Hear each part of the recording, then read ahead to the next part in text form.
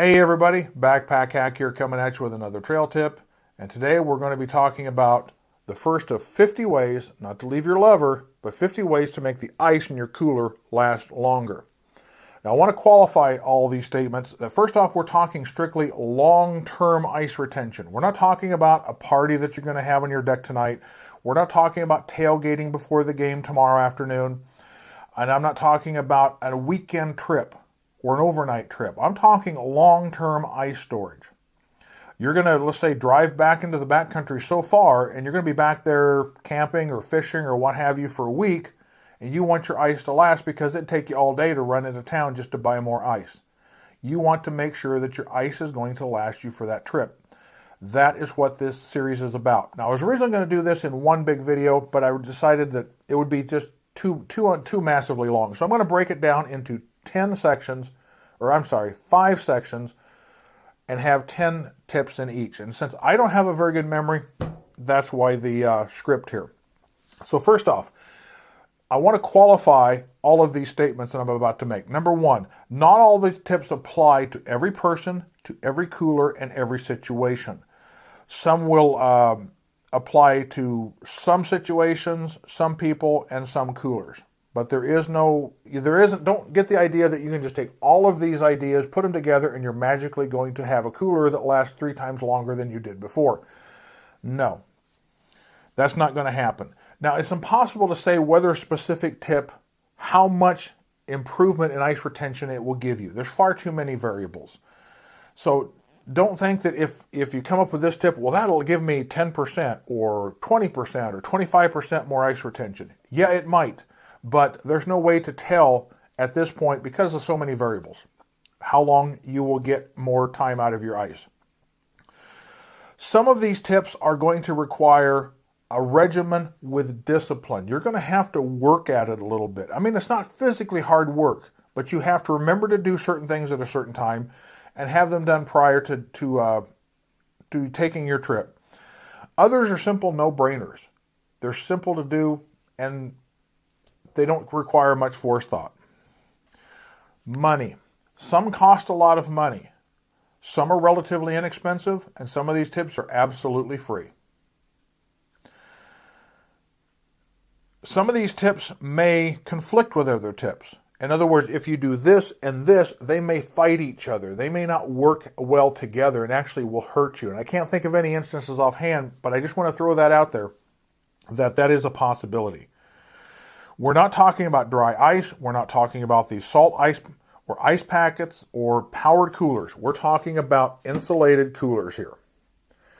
Understand, there is no magic bullet. Again, don't take all of these tips and think you're going to implement all of them and say, I used to get 5 days out of my cooler. Now I can get 15. So I can go on that 2-week trip. No, there is no magic bullet. You're fighting the laws of physics. And there's just no way you're going to win that battle. You can put up a better fight, but you're still going to lose your ice. Accept that. So we're going to start off this with the first 10 tips, and the other 4 videos will continue down in what I consider a logical progression. We're going to start out in assuming that you don't even have a cooler, or you want to get a bigger cooler or a better cooler. So we're going to start out with some of the tips you can use to purchase a cooler.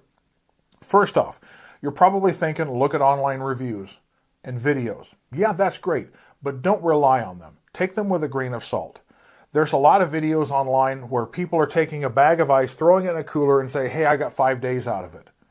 Just because they got 5 days doesn't mean you will. You may only get 3 or 4. You might get 6 or 7. Again, far too many variables to be able to tell. So just because somebody gets X number of days out of a cooler on a YouTube video doesn't mean you will. Also, when it comes to reviews, look at who's doing the reviews. Not everybody's an expert on coolers, myself included. I'll be honest with you. I am not an expert on coolers, but I do know enough that these tips do make sense. So consider the person who has a cheap cooler and purchases a mediocre cooler.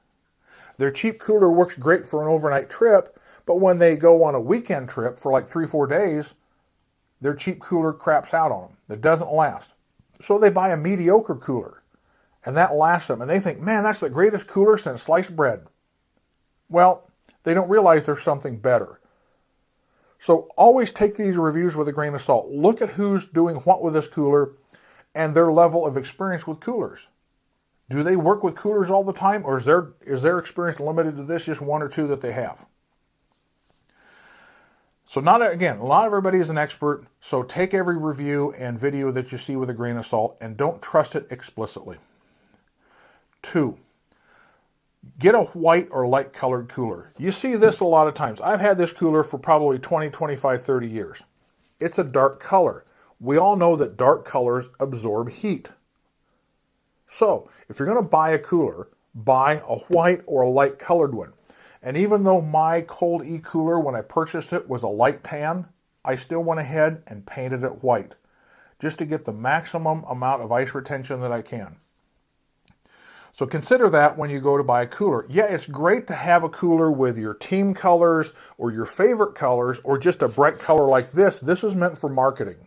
That color is not there for any purpose other than to give you a good feeling about the color. It's a festive color, and you want to associate being outdoors with being festive, and so it's a festive color. It's a marketing ploy, but the dark color actually works against you. And it's great to have like your team color or your favorite color, but that is going to hurt your ice retention. If you're serious about ice retention, get a white or at least a light colored cooler, or consider painting one. Use these for your overnight trips, your parties, your tailgates. That's what these are great for. They're not really reliable. Dark colors like this are not reliable for long-term ice storage. Number 3, test your cooler before you actually use it. Just because you got yourself a Yeti doesn't mean it's going to give you 14 days of ice. You have to actually test it. And I've got a video, I'll put it's floating up here on my head, as well as in the description below, about how I tested my Cold E-Cooler before I took it on a 1.5-week trip to see how long it would actually last. And it was a reasonably good test. I filled it up with the ice I expected to take. I filled it up with dummy loads. I was very careful about how I did this. And I did a lot of the other tips that I'm going to be covering here to make sure my ice lasts longer. And that way I had an idea before I took the trip of how long my ice would last. If you store your cooler in an attic or out in your garage or in a shed outside and it's rather hot out, the sun's shining, don't just drag your cooler down out of the attic where it's 112 degrees up there, put it on the kitchen table and start dumping ice into it. Bring it in the day before, your air conditioner's running, let it cool down. Let that heat get radiated into the house and your air conditioner extract it to the outside. Cool down your air conditioner before you start loading it up. Number 5, chill the cooler by filling it with tap water. Most of us, our tap water coming out of the ground is cooler than what we have our houses thermostat set for, even on air conditioning. So fill it up with cool water and chill the inside of your cooler even farther. Number 6, better yet, throw some sacrificial ice in there. Have some ice made up so before you load it up, you can throw that ice in there, really chill down the interior of your cooler, and then pour that out and put the ice that you're going to take on the trip and load it up with your food. Better yet, you can go one farther than this. Number 6, if you have the ability, and this isn't going to apply to everybody, put the entire cooler in your freezer. Inside and out, it's going to be as cold as you can make it.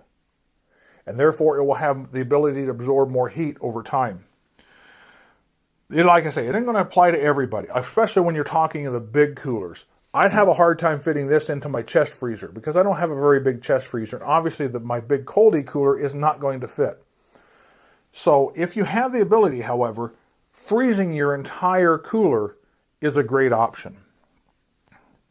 Number 8, the shape of your ice. Ice generally comes in 4 shapes: block, cubes, and either sometimes it's called shaved or chipped. Shaved or chipped ice is great for cooling down drinks really fast. You're headed to a tailgate party before the game, you grab your cooler, you throw some sodas or beers or whatever in it, and you hit the gas station on the way there, and you get chipped or shaved ice to throw in there because it absorbs that heat rather quickly. It melts fast too, but it cools down your drinks that much quicker. However, that's not the best ice for a long-term trip outdoors. Block ice is your best choice. And I actually make my own block ice when I go on a long trip. I've got a bucket that I custom make my ice to fit my cooler to a T perfectly, and I have very little cubes to put in there. But if you can get block ice to put in your cooler, that is your best option. Number 9, the temperature of ice makes a difference. What's the difference between ice that's 31 degrees Fahrenheit and ice that's 0 degrees Fahrenheit? You look at them, they look like ice. However, the colder the ice is, the more heat it can absorb, and therefore it will last longer. So when I make my ice, I do it in my chest freezer, and I actually turn my chest freezer down as far as the thermostat will go. That gets me ice anywhere between 16 to 18 degrees Fahrenheit below zero, which is far better than the 10 or 12 or 15 degrees that my refrigerator freezer will give me. So the temperature of your ice does make a difference. Now, if you're buying ice, you don't have the ability, or you just don't want to take the time to make your own ice, and you want to go to the store and buy it, one tip I'm going to give you is buy an infrared gun or a heat thermometer. These things, you simply point at something and it tells you the temperature. Now, this is a very expensive one, but you don't have to get an expensive one. You can probably pick one up at Harbor Freight or Northern Tool or about any auto store for $20, $25, $30. And if you have several places around you that sell bags of ice, when you're in there, just walk in and take a temperature of the ice that they have. See who has the coldest ice. Because remember, they're just selling ice. They're not under any obligation to tell you how cold it is. And honestly, there may be somebody who has a colder ice setting. Their cooler or their freezer is set at a colder temperature than everybody else around them. So if you can buy ice that's 10 degrees, whereas everybody else's are 20 or 25, I would buy the 10 degree ice. So that's my first 10 tips for long-term ice retention for when you're out there in the field. I'm going to be putting out 4 more of these videos, each with 10 tips on each. So there will be 50 tips altogether. So look forward to putting those together this summer. This is Backpack Heck coming at you with this trail tip, or these trail tips, I should say. Be safe out there, and I'll see you out on the trail.